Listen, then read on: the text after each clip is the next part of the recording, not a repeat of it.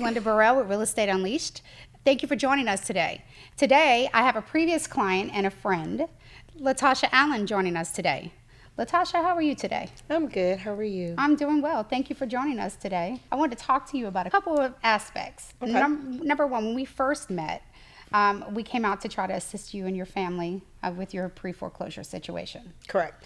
And during the time that we were there talking to you guys at the beginning, were you guys kind of skeptical about some of the services that we were trying to offer you? Yes, because I didn't know the whole process, so that was like foreign language to me, so I had no idea what you guys were talking about until you guys actually set me down and like really, went into detail about everything. And during the time that we were working with you, did we do everything that we promised?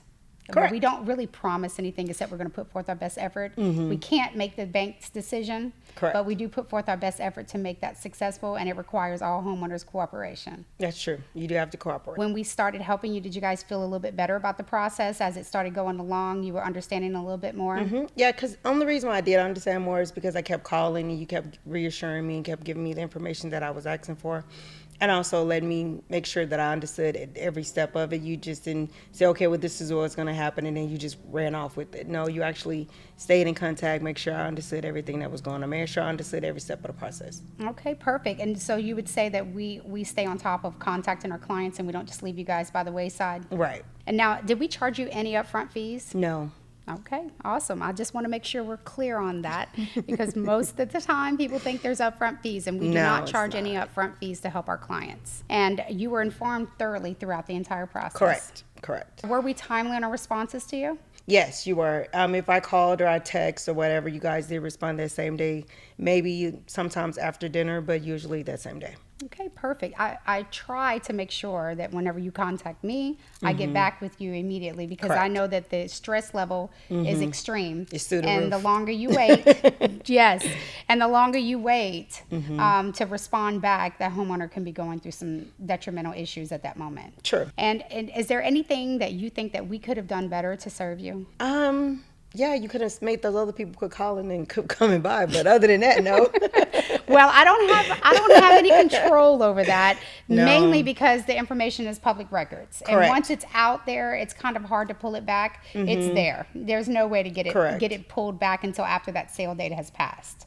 But once the sale date passed and there was no other sale date, then the traffic stopped until they reset a new one, and then it started again, right? Right, it did. Yes. But it didn't, when it started again, it didn't come back as strong as it did the first time. Because the first time you had tons of people knocking on your door, which can scare a lot of people because you got all these random people coming to your door. Absolutely. You got random mail coming, and then it get kind of threatening with the mail, so a lot of people don't be like very hesitant on talking to people because a lot of people be like, oh, well, if you don't do this and you're going to put out your house, and that's they're not giving you the correct information. They're using scare tactics. Yeah, they use a lot of scare tactics. And they're almost borderline bullying. They are bullying. Yes. They are bullying because they don't just send you one letter, they send you multiple letters. You get multiple letters, you get multiple people coming to the door. Then it's for some kind of strange reason to get your phone numbers, and they blow your phones up. So, and text you and they call, they text. Yeah, it's a lot. Well, would you recommend our services to any of your friends and family? Actually, I have. You guys have helped out. I think it was 2 people. I can't remember. I think it was 2 people. I can't remember their names, but I do know that we have worked with a couple of clients that you had sent to us.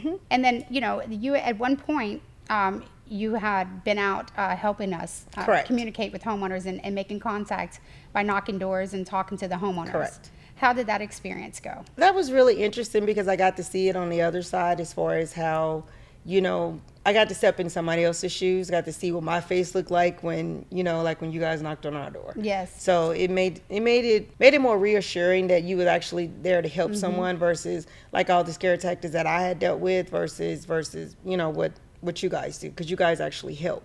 The other people, they just scare you a lot. Yeah, and make you not I don't want to think talk that's to right. people. It's inaccurate information is what they're giving you. And like I said, it's borderline bullying.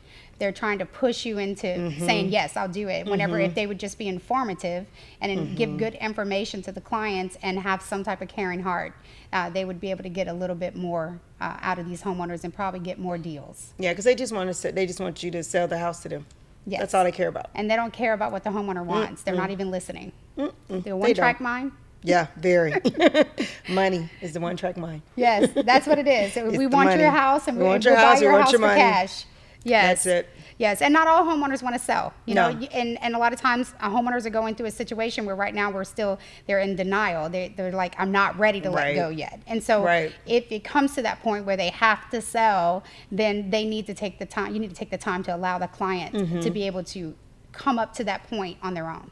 True, When you and say- everybody's situation is different. Yes. Like for my situation, I was stuck in a house where I was going through a divorce, so I was stuck in this house, and I basically didn't have anywhere else to go. So Right.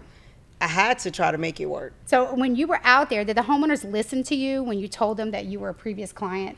They did. Actually, a lot of them called me personally after the fact, like once we'll leave and, communicating with them. They have called and like, hey, so how did it work out for you? And, and then so I just told the truth. So you were kind of a walking testimony. Mm-hmm. Yeah. So is there anything that you would like to say to homeowners experiencing pre-foreclosure today?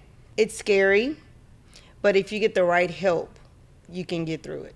And do you think that our company would be someone that could provide them with the right help? I 100% agree.